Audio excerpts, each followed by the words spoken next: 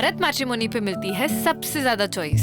Bharat matrimony ने लाखों रिश्ते बनवाए हैं। तो और क्या चाहिए? इंडिया की नंबर 1 चॉइस भारत मैट्रिमोनी। अगर शिक्षा की बात करता हूँ और पलायन रोकने की बात करता हूँ, और ये मुझे यदमुल्ला कहते हैं, मुझे मंजूर है यदमुल्ला होना। मैं धर्म विरोधी कभी ना था, ना हूँ, ना कभी रहूंगा। मैं जय श्री राम अभी बोल रहा हूँ, जय श्री राम। और मैं आप सबको बता दूं ना कि एनडीए के सारे नेताओं को मैं 4 दिन के अंदर पागल घोषित कर दूंगा। वो पूरे बिहार को ठगे हैं वो लोग। मैं रोजी रोजगार की बात कर रहा हूँ, वो धर्म की बातें कर रहे हैं। बेरोजगारी से कौन मर रहा है? आज जो 20 साल के बच्चे हैं वो मर रहे हैं। बिहार विधानसभा चुनाव का मुकाबला अब और भी दिलचस्प और तीखा हो गया है। छपरा विधानसभा सीट, जहां पहले चरण में ही मतदान हो चुका है, जहां से आरजेडी ने खेसारी लाल यादव को चुनावी मैदान में उतारा, वो सीट अब भी खूब चर्चाओं में है, क्योंकि खेसारी लाल यादव के ऊपर खूब बयानबाजियां हो रही है और वो भी पलटवार करने से चूक नहीं रहे हैं। भोजपुरी सुपरस्टार और राजद प्रत्याशी खेसारी लाल यादव ने अपने एक बयान से सियासी गलियारों में हलचल मचा दी है। खेसारी ने कहा कि आने वाले 4 दिनों में वह चुनाव प्रचार की ऐसी रफ्तार देंगे कि सबको पागल कर देंगे। उनके इस बयान के बाद राजनीतिक मंचों से लेकर भोजपुरी फिल्म इंडस्ट्री तक चर्चाओं का दौर शुरू हो गया है कि खेसारी आने वाले दिनों में कौन सा बड़ा दांव खेलने जा रहे हैं। हालांकि तेज प्रताप यादव द्वारा किए गए कथनों पर खेसारी ने बिना टकराव के जवाब दिया और कहा, बड़े भाई हैं, उनका सम्मान करता हूं, वह क्या बोलते हैं इस पर मुझे कोई प्रतिक्रिया देने की जरूरत नहीं। जबकि दूसरी ओर पवन सिंह और निरहुआ जैसे भोजपुरी सितारे लगातार खेसारी पर निशाना साध रहे हैं, जिसमें शिक्षा और उपलब्धियों को लेकर बयान शामिल है। इस बारे में जब खेसारी लाल से पूछा गया तो उन्होंने स्पष्ट कहा कि वह एक गरीब परिवार से आते हैं, इसलिए उन्हें आगे बढ़ने में वक्त लगा। उन्होंने कहा, मैं गरीब का बेटा हूं, मेरे पास ग्रेजुएशन करने की औकात नहीं थी। जो अमीर के बेटा थे वो पीएचडी भी कर सकते थे, लेकिन आज जनता मेरे साथ है। खेसारी ने यह भी कहा कि एनडीए के नेता उन्हें उकसाने की कोशिश कर रहे हैं, लेकिन वह संस्कार नहीं छोड़ेंगे। यह लोग रेतू पर आ गए हैं, लेकिन मैं संस्कारी माँ बाप का बेटा हूँ, मैं इस तरह की भाषा कभी नहीं बोलूंगा। खेसारी ने तीखी टिप्पणी करते हुए कहा, बात सिर्फ व्यक्तिगत हमलों की नहीं, खेसारी ने रोजगार, बेरोजगारी और शिक्षा के मुद्दे पर भी सवाल उठाए। उन्होंने कहा, 20 साल के नौजवान शिक्षा से दूर हो गए हैं। 20 साल से सत्ता में बैठे लोग क्या कर रहे थे? बच्चे नौकरी की उम्मीद में निराश हो रहे हैं और सरकार मंदिर मस्जिद की राजनीति में उलझी है। खेसारी ने धार्मिक आस्था पर बात करते हुए कहा कि वह खुद राम पर गाना गा चुके हैं और धार्मिक संस्कृति का सम्मान करते हैं, लेकिन सिर्फ धर्म पर राजनीति करना जनता की जिंदगी से खिलवाड़ है। मैं गरीब का बेटा हूँ, मेरे पास औकात नहीं थी कि मैं ग्रेजुएशन कर सकूं। वो अमीर के बेटा थे, वो तो पीएचडी भी कर सकते हैं। मैं गरीब से पैदा हुआ हूँ, और मैं आप सबको बता दूं ना कि एनडीए के सारे नेताओं को मैं 4 दिन के अंदर पागल घोषित कर दूंगा। इनका भाषा नहीं देख रहे हैं, रेतोकार पे आ गए हैं खेसारी को बोलने के लिए। मैं इनको रेतोकार नहीं करूंगा, क्योंकि मैं संस्कारिक बेटा हूँ और संस्कारिक माँ बाप का बेटा हूँ, तो मेरे अंदर कभी सलीलता ऐसी नहीं होगी। दिनेश लाल यादव निरहुआ आपको कह रहे हैं कि कोई ऐसा सगा नहीं जिसको खेसारी ने ठगा नहीं, क्या ठगे हैं आप? अब पता नहीं, उन्हीं से पूछिएगा कि उनको कितना ठगा हूं मैं। सगा वो पूरे बिहार को ठगे हैं वो लोग, और मैं आज बात कर रहा हूं तो उनको बुरा लग रहा है, बट ठीक है। मैं रोजी रोजगार की बात कर रहा हूं, वो धर्म की बातें कर रहे हैं। मैं धर्म विरोधी कभी ना था, ना हूं, ना कभी रहूंगा। मैं जय श्री राम अभी बोल रहा हूं, जय श्री राम। बट जय श्री राम में मेरा ये बेरोजगारी छुपा है।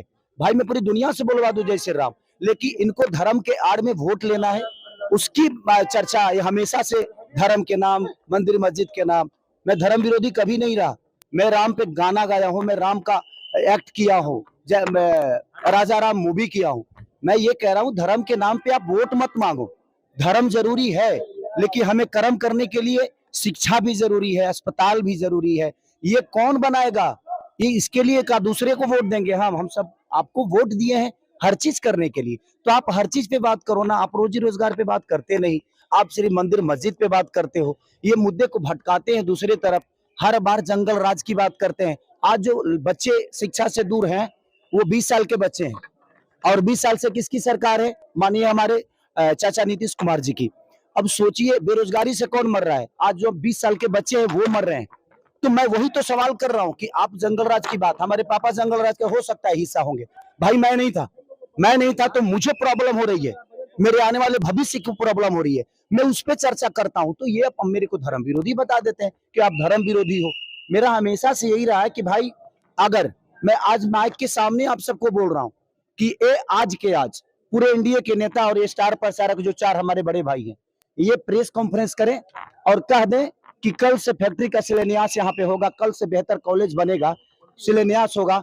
मैं वादा करता हूँ जीवन में कभी चुनाव नहीं लड़ूंगा और ना ही शपथ ग्रहण कर पाऊंगा और ना ही सर्टिफिकेट लेने में कहीं जाऊंगा।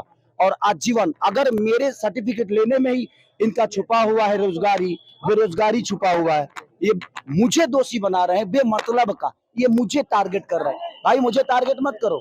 बिहार बेरोजगारी से डूब रहा है, शिक्षा से दूर है, अस्पताल से दूर है, उस पर बात करो ना आप। सर एक आखिरी सवाल रहेगा सर कि क्या लग रहा है, आप लगातार प्रचार में जा रहे हैं, महागठबंधन की सरकार बनने जा रही है, आपको नहीं लग रहा है? मैं तो पहले चरण में 100 हैं हम ही, बाकी कोई नहीं है। और आप देखिएगा खेसारी के आने के बाद सरकार बदलेगी। आप भाषा इनकी नहीं देख रहे हैं, किस हिसाब से बोल रहे हैं। अब ये रेत उकार पे आ गए। आप बड़े हैं लेकिन भाषा का मर्यादा आपको होना चाहिए।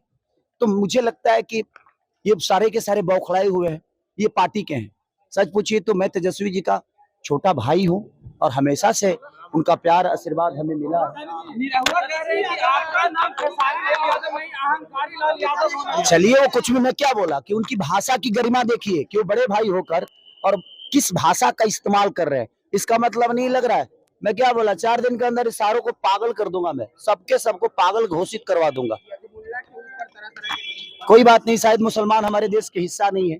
और अगर बेहतर बिहार के लिए मैं बात करता हूं तो यदमुल्ला हूं, तो मुझे मंजूर है यदमुल्ला होना। अगर शिक्षा की बात करता हूं और पलायन रोकने की बात करता हूं और ये मुझे यदमुल्ला कहते हैं, मुझे मंजूर है यदमुल्ला होना। मुझे कोई फर्क नहीं पड़ता कि मैं यदमुल्ला हूं कि मैं क्या हूं।